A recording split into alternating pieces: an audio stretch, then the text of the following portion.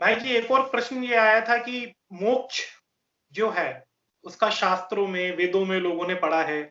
जितने भी आध्यात्मिक जगत में महापुरुष हुए उन्होंने भी मोक्ष की व्याख्या की है। बट ब्रह्मा कुमारी कभी मोक्ष की बात नहीं करता। वो सतयुग की हाँ बात करता है, पुनर्जीवन हाँ। की बात करता है। तो ये हम्म। क्यों है? क्या ब्रह्मा कुमारी मोक्ष को मानता नहीं है?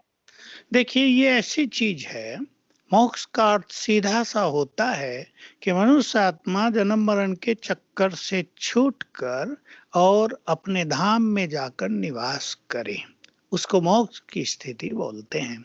और उसके लिए जरूरी होता है कि उसके सारे कर्म समाप्त हो जाएं। अब शास्त्रों में तो यही आ गया, बुरे कर्म भी समाप्त करने और अच्छों को भी समाप्त करना। क्योंकि अगर अच्छे कर्म रह जाएंगे तो उसको अच्छा फल पाने के लिए पुनर्जन्म होगा।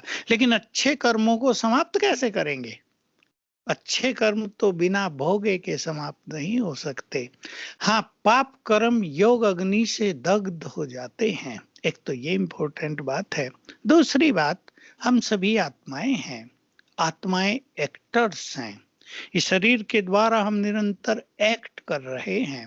एक्ट के बिना हम रह ही नहीं सकते। कोई एक बहुत अच्छा एक्टर हो और उसको 10 साल के लिए कह दिया जाए तुम्हें एक्टिंग नहीं करनी है, अपने घर में जाके भी सो जाओ, तो वो तो बोर हो जाएगा ना, डिप्रेस्ड हो जाएगा, उसके सारे टैलेंट्स नष्ट हो जाएंगे।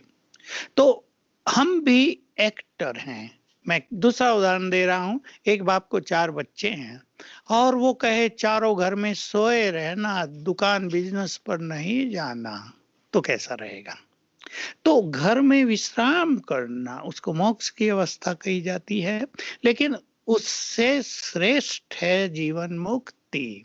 उसको मुक्ति कहते हैं, उससे श्रेष्ठ है जीवन मुक्ति। जब जीवन में रहते हम दुखों से मुक्त, मनोविकारों से मुक्त, इस टेंशन, दुविधा, रोग, शोक से मुक्त रहते हैं, उसको स्वर्ग कहते हैं। तो एक्चुअली वो, हम सब एक्टर्स हैं और हमें पुनर्जन्म लेने ही हैं।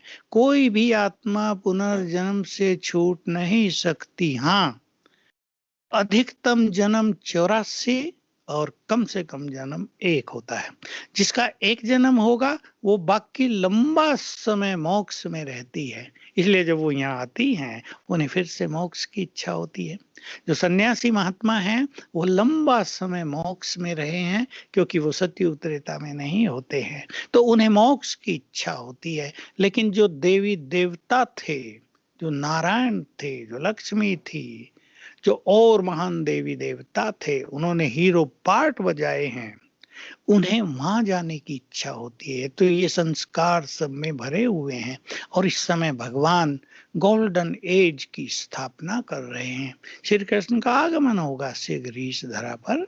इसलिए ब्रह्मा कुमारी का लक्ष्य गोल्डन एज स्थापित करना और उसमें जाके निवास करना है।